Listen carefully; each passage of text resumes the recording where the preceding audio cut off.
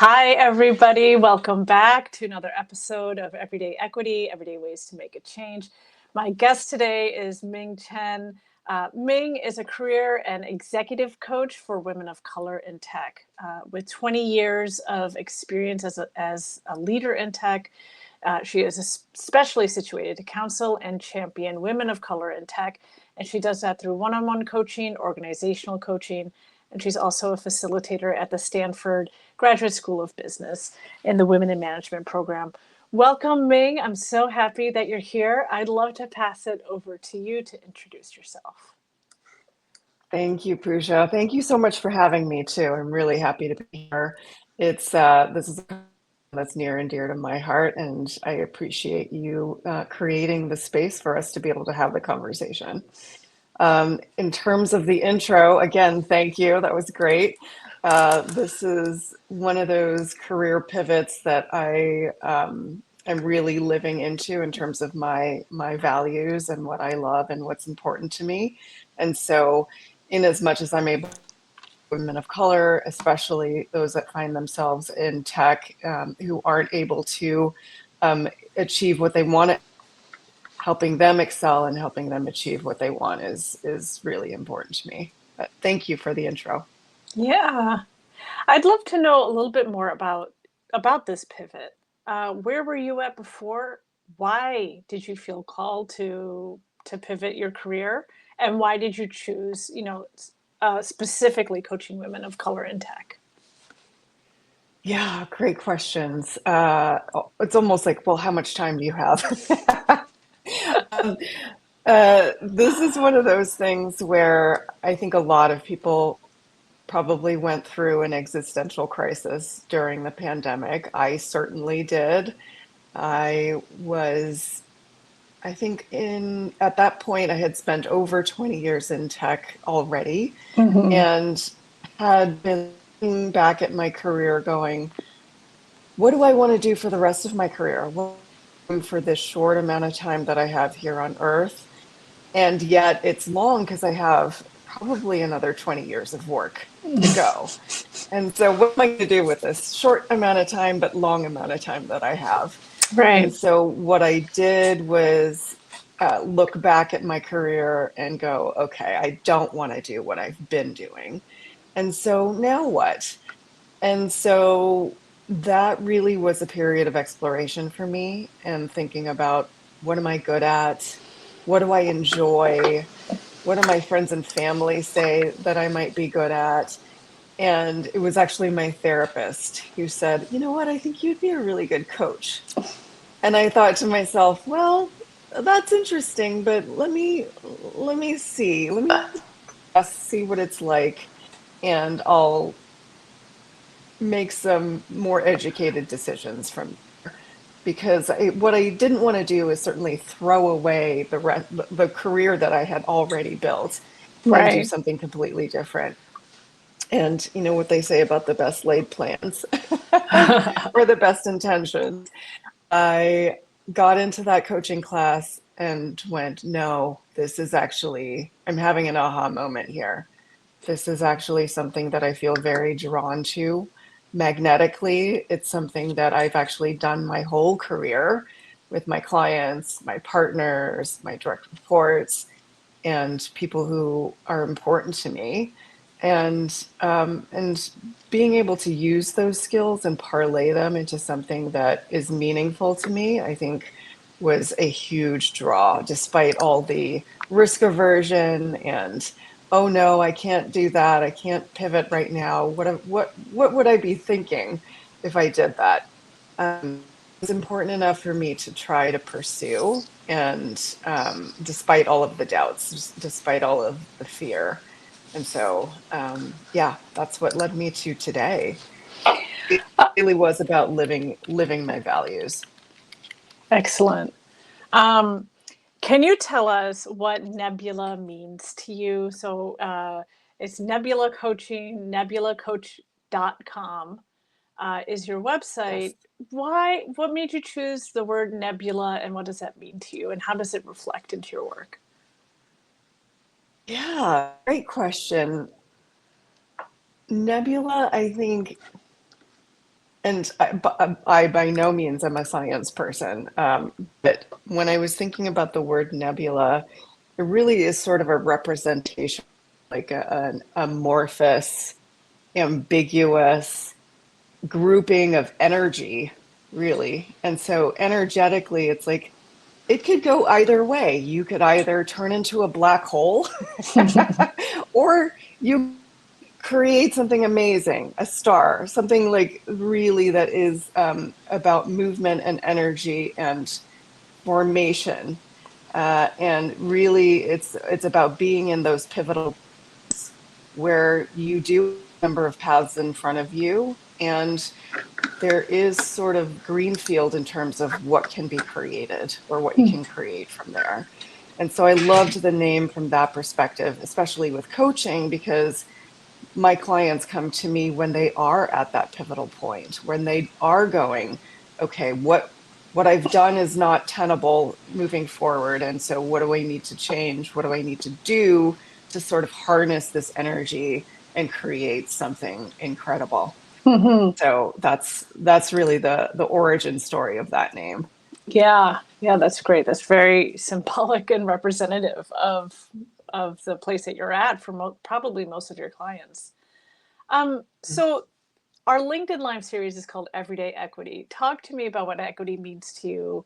What does social justice mean to you? Why is it important to you? And how it comes into your coaching? Yeah. Yeah, all great questions. I would say that up until the pandemic, I had inklings that I really valued justice in my personal life. But like many people, I was sort of just swept up in the, okay, this is the game that we're playing. This is the system that we exist in. And there's quote unquote nothing I can do about it. Mm-hmm. And the pandemic and all the race-based hate crimes that came out of that time period, I think was a real catalyst for me because at that point, it wasn't okay for me to rest on my laurels career-wise, and it was also not okay for me to rest on my laurels from the perspective of what do I care about in this world and how do I leave this a better place than I found it.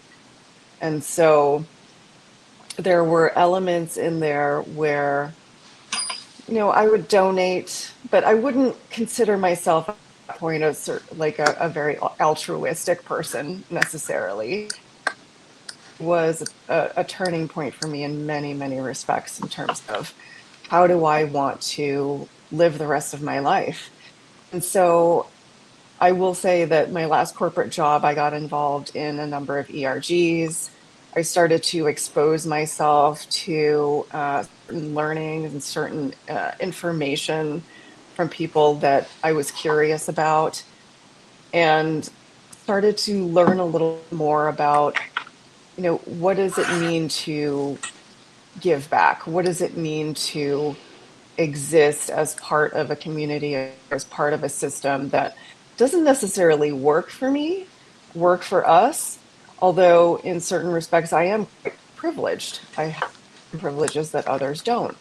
And so I had a friend who was involved with CASA, with an organization. It's national, but CASA stands for Court Appointed Special Advocate.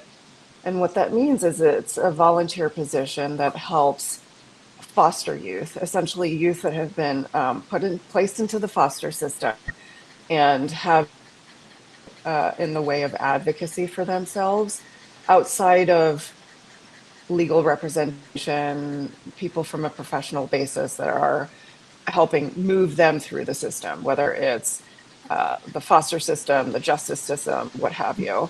And so my involvement in there really became about, yes, how do I give back? How do I help those that aren't in a place of a lot of advantages and find themselves in a system that is foreign to them and how they navigate that? And so yeah, for me, that it was really about living into my values of justice and um, and advocating for people that don't have the advantages that we do. Mm, amazing. You're involved with another justice project, the Family Violence Appellate Project. Can you talk to us about that? Yeah, so the Family Violence Appellate Project, I found out through one of my other communities, which I think you're involved in as well, Authentic Asian. And so Deborah Sun is the executive director and CEO of that organization. And she put a call out for board members. And I had no idea what FVAP was. And when I looked into it, I thought, wow, what a way to be able to advocate for families and folks who have experienced domestic violence. And so this is an organization that helps appeal rulings through the justice system and through the courts that are potentially harmful or dangerous to survivors of DV. And so, as a board member, I'm also involved in the DEIAB committee. And so, we work together in terms of how do we improve communications? How do we improve exposure and visibility from the standpoint of DEIAB there? Amazing, amazing. Um, when we talk about equity in all of these areas, but let's talk about it specifically with your clients at um, in your company. How does that come up with your clients? Um, they're looking to maybe pivot in their careers or get some one-on-one coaching from you, but like, how does equity and your sense of justice come into your coaching? Great question. Um, because I work mostly with women of color, when they come to me, they're already at a point, the system or systems have failed them in some way. And they come to me with the idea that, yes, there are things that intrinsically that I can work on, that are intrinsically, I am intrinsically motivated to improve myself, to work harder, to change things so that I can succeed in whatever capacity that success looks like for me. And so we address those things absolutely. You know, things like how are you getting in your own way? How are you not serving yourself right now? And how do we kind of push into this growth edge and get you into your 20% discomfort zone so that you can make the changes that you want? Because it's so kind of relearning or recalibrating, what does it mean for me to be a leader in my organization? Or what does it mean for me to not rest on the comfort in the comfort zone of being a high achiever and yet not getting that I want, right? And so there are intrinsic things certainly that we work with, but for me as a coach, we cannot discount the extrinsic factors at play, right? There are Right. only a certain number of promotions to be had. There is this organization where you are the one or the only either woman of color or woman, period. And so, how do we sort of navigate in those situations and in those environments? Enlist help that you can tap on that you might not have asked for before. Because there's also this self limiting belief of if I don't have things together, if I don't do it myself, then I have failed, right? Mm-hmm. So for me, the equity piece also is about advocating, advocating for yourself within your company, getting allies and sponsors within your company, and really exposing, if it needs to be exposed, that there are inequities happening here. And listen, a lot of this is unconscious. This is quote unquote the way it's been. or I think this person is better qualified. Well, why do you think that? And what's behind that reasoning? Let's really kind of get at the root of it, because this work can feel also very lonely. And so when folks come to me, when clients come to me, it is about, okay, how do I get to where I want to be? But I also feel like I'm alone in this. Mm-hmm. So getting that help and enlisting that help, I think is hugely important. Because and that's the thing, is like, can't it cannot exist in a silo. It Right. has to be it has to be a group effort. Mm-hmm. I want to tie the this what you just mentioned with something you said earlier, which was, when you were starting your coaching business, it was at this turning point of like, you can't sit on your hands anymore. You can't just like not do something. So I want to ask you, for other people who might feel right now like, I can't do anything. It's just, I'm just one person. The world is on fire, and like, what am I going to do? Um, when How do you maintain hope when it feels like progress is slow? Um, when How do you maintain your hope and your motivation, and also, with your clients? Yeah, hope and motivation when progress is slow and or feeling like it's even moving backwards, right? Yeah. Mm-hmm. And I look at things that I can on a micro level.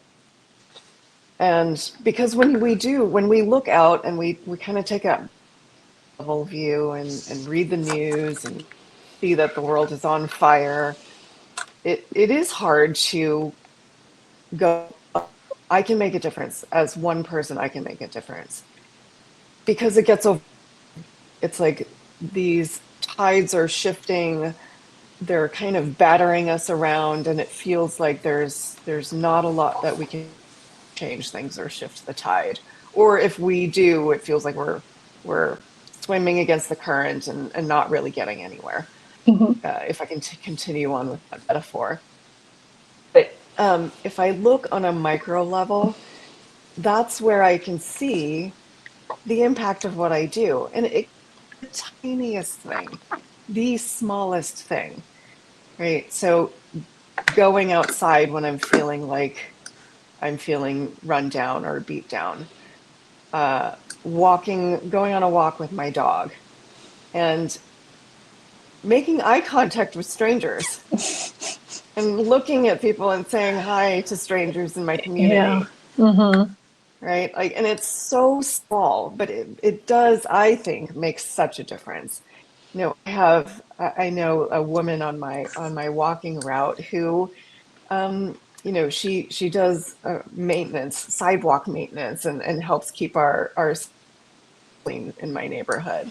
And I stop and say hi, and I talk to her, and I find out she's also working part-time as a teacher. And it's just making those connections that make it feel like, okay, this is larger than me, and yet I am a part of this community, and how do I maintain that connection? I think that is, for me at least, the best thing in terms of maintaining hope and motivation is knowing that there is connection and making those connections, because it's too easy to get overwhelmed in the broader sense, in the larger. Yeah. Yeah, and no contribution or point of connection is too small. I think we often think like, Absolutely. well, if I'm Yeah. not like, at the leading the protest, then like, I'm not doing anything, and that's like, couldn't be farther from the truth, or the reality of almost all of us. We all have our responsibilities, in our movements. Um, Mhm. what advice would you give to individuals who have limited time or limited resources, and how they can still make a meaningful impact? Limited time and limited resources. Believe me, I get it. It's in short supply these days, and yet there are small things that you can do if you get curious. Just take some time to do it. And I think this might be a little bit of a bias, right? In order to do these things, it has to be a slog. Or in order to do these things, I have to take time out of my busy day and energy out of my busy day without perhaps looking at it from the other perspective, which is these things might give me energy, right? Because what we're talking about in terms of impact and equity is really about making a difference. And how do I contribute to my society, to my community, in what's meaningful to me? And I think that's where it starts. Is it has to feel meaningful to you. Um, if it's something where it's like, okay, yeah, it's someone else's cause, and I don't feel personally tied to it or connected to it, that's going to be very easy for people to go, okay, well, that goes to the bottom of my list of priorities in time. So I guess my approach to that is, what are you curious about, and start there. Right? What calls to you or what draws you? What's important to you? And start from a perspective of values. Yeah. And then from there it's an exploration of, okay, like what do I think might be a good thing that is a low lift.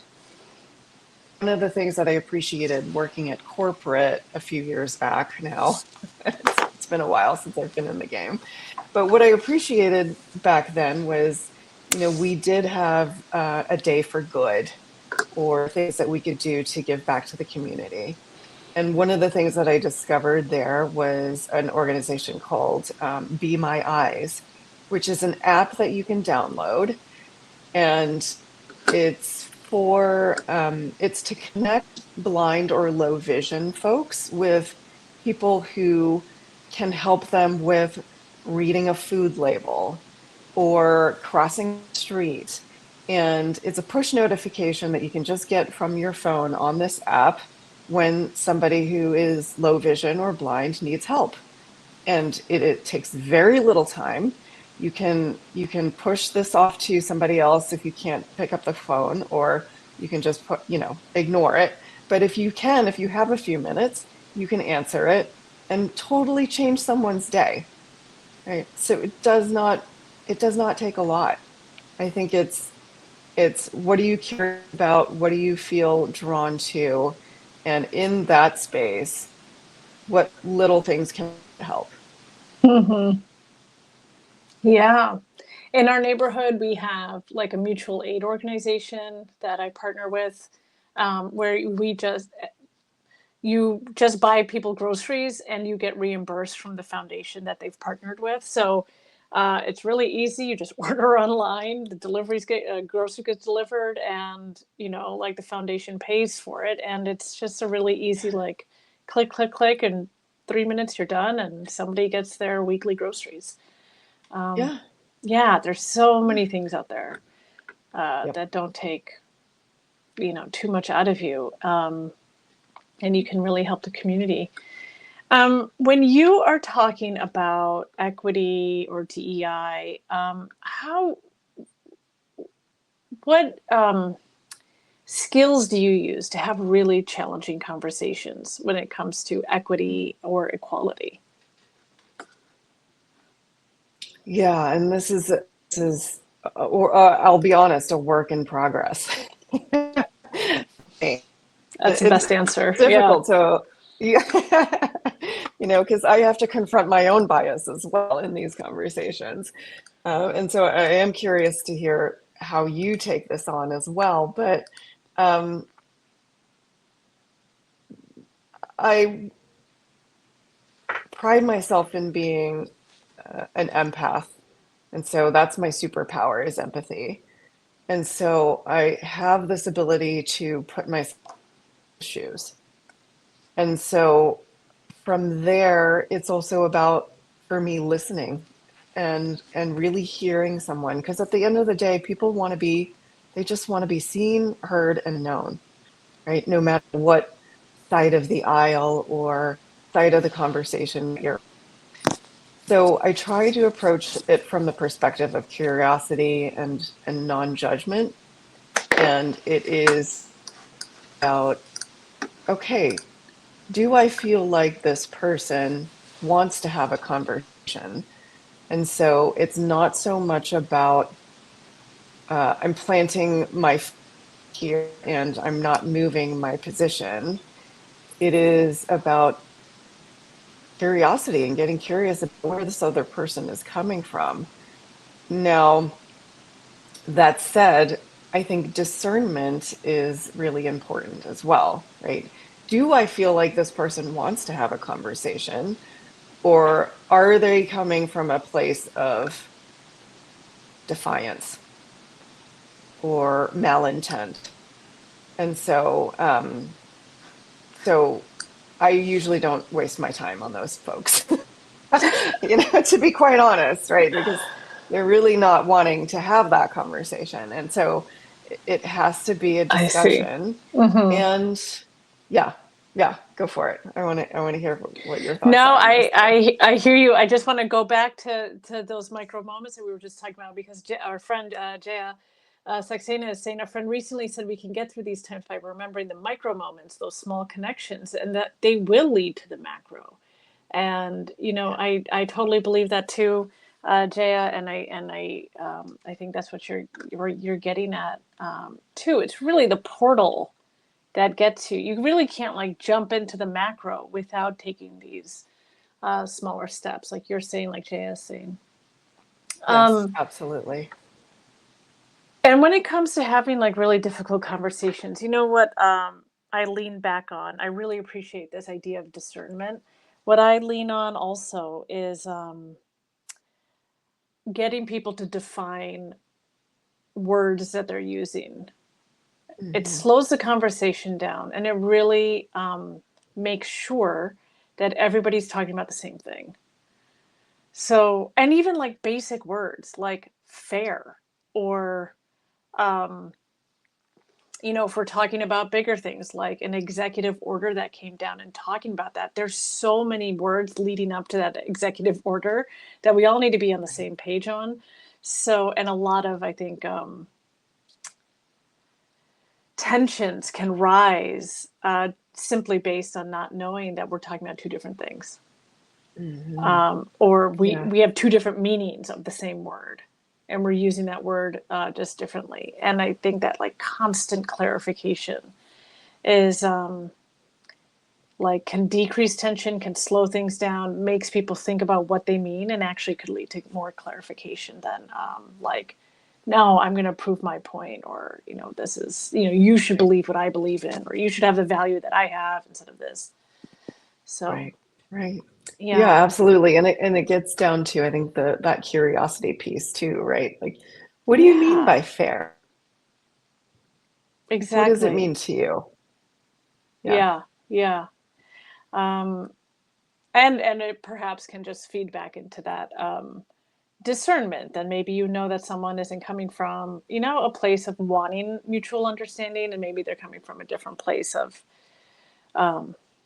and then maybe that's a conversation to be tabled for another time, and then Mhm. okay. For organizations or people who are in organizations that are looking to embed equity into their culture and their practice, what some ways that organizations can get there that you've seen that in your time in corporate that has worked well?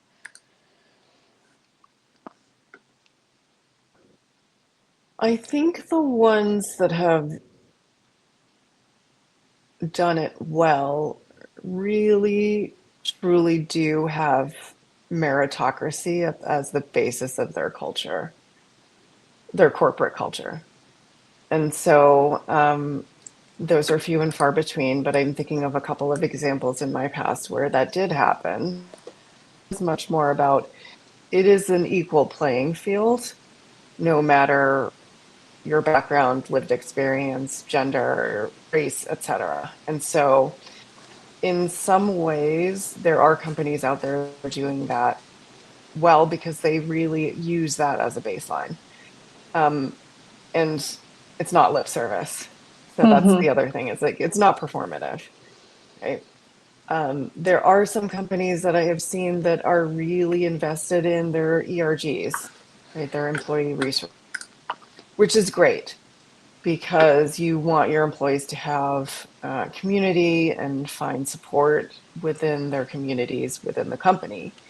And yet, I've seen too many of them have it be a one-way street. So it's about, okay, yes, we want our employees to have these support groups, but there's no feedback coming to the company about, okay, what is the community saying? What are we looking at or implement in terms of the feedback that we're getting from our ERGs, right? And so the ones that do well have their feedback loop, right? And they're looking to continuously build and improve on those things. Yeah. Yeah, I like how you couched it because meritocracy, we hear this word so much and it's never implement it's impossible to really implement in the society that we live in. So there are very few organizations who are really looking at what inclusion is, racism, classism, sexism, the load on cisgender women who are having families, the transphobia and the homophobia that every people have to live with every day, and how all and disability, which most of us have to Mm-hmm. deal with on some level, um, and how they come into the workplace and like affect the way we can present ourselves, and how we can our focus and also the gifts that we bring into the workplace. So it is, yeah, meritocracy is, there's this phrase in Hindi, um, which I'm trying to find the English way to say it, but it's like, it's a very far away, it's like a conversation Mm-hmm. that's like a few miles away from us. Uh, Yes, um, yes. it is And it's one of uh, those dynamic an things as ideal. well. Yeah. Yeah, it's an ideal. And so I've seen within the same organization it really but it because it is dynamic, there are all these other folks coming in, there's people moving out, there's culture is shifting all the time. Yeah. And so it's not a steady state or nor is it static, right? And so Indeed. having a true meritocracy, even though you've achieved it, perhaps at certain points, it's dynamic. So it has to be Excellent. Yeah. always with intention, right? Mm-hmm. Yeah. Intention and inclusion. Yeah. Mm-hmm. Thank you, Jaya. Yeah. Yeah. Yeah. It is very, very, all of it is dynamic. Thank you so much, Ming. I just realized that we're over time. Um, No I want problem. to thank you so much for this great conversation. Thank you for all your thoughts. And you can find Ming at Nebula Coach. Let me put that up here. .com. Find her on LinkedIn, connect with her. It's the best way to get in touch, or just send her a message through nebulacoach.com. Ming, I want to thank you so much for being here, giving us your time and your thoughts. Thank you, And Pooja. Thank you so much for having me. yeah, and for everybody else, we'll see you in 2 weeks for our next LinkedIn Live. Thanks, everybody. See you later.